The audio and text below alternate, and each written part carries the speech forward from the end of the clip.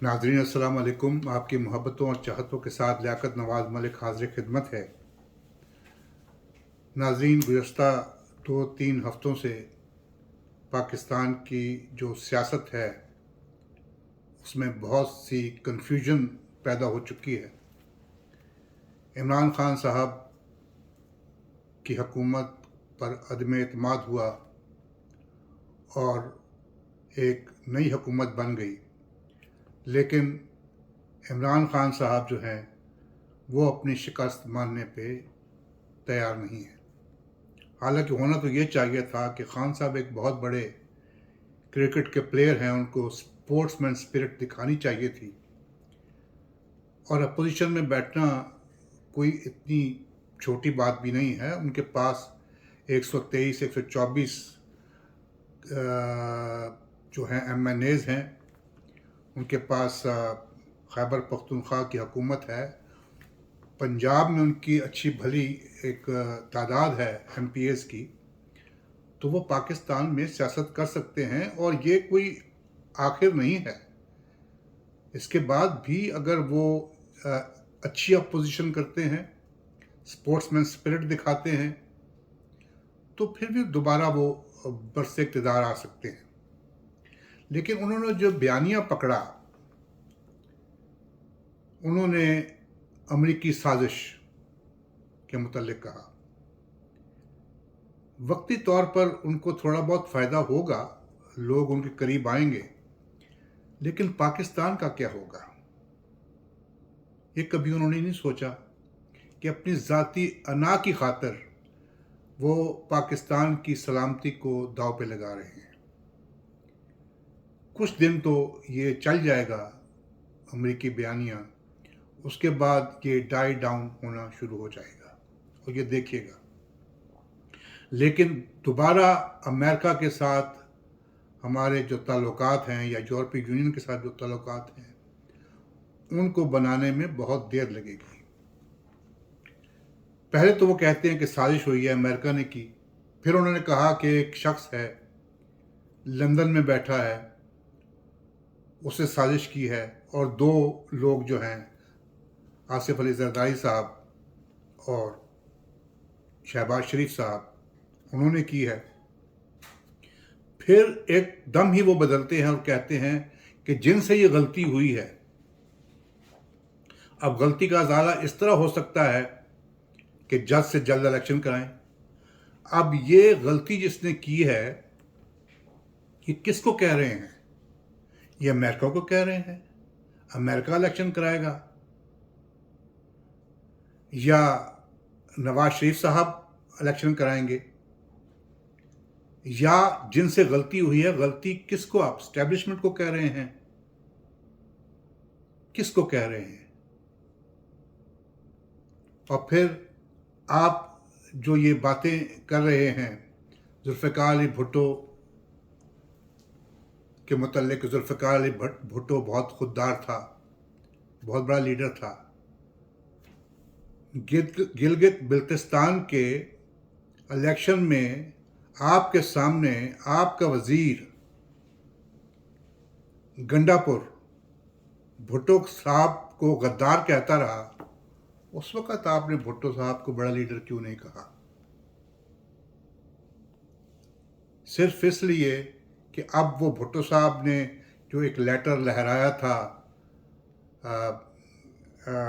Cyrus veins का, जो secretary of state था, आपने भी एक लेटर पकड़ लिया जो आपके सफ़ीर ने लिखा मुरासला, और उस लेटर में भी चेंजेस की गई। वो लेटर जो है वो सब ने देखा और सब ने कहा कि इसमें कोई साजिश की, कोई, फिर आप कहने मदाखलत क्या होती है? मदाखलत ये होती है कि अगर आपके मुल्क में कोई ह्यूमन राइट्स की वायलेशन हो रही है और कोई मुल्क कहता है कि आपके मुल्क में जो है ह्यूमन राइट्स की वायलेशन हो रही है, तो आप ये कहते हैं कि ये हमारे मुल्क में आप मदाखलत क्यों कर रहे हैं? مداخلت کا یہ مطلب نہیں ہے کہ کوئی ملک آپ کے ملک کے اندر آ کے کچھ کر رہا ہے. اگر کوئی آپ کے ملک میں کوئی ایسی چیز ہو رہی ہے جو انٹرنیشنل لاز سے مطابقت نہیں رکھتی تو وہ کہتے ہیں جی مداخلت ہو رہی ہے. تو اتنی بڑی بات نہیں ہے. خان صاحب آپ کو چاہیے کہ آپ آئیں, اپوزیشن میں بیٹھیں, یہ چور چور ڈاکو ڈاکو کہنا چھوڑ دیں. دیکھیں جب پاکستان 2 لخت ہوا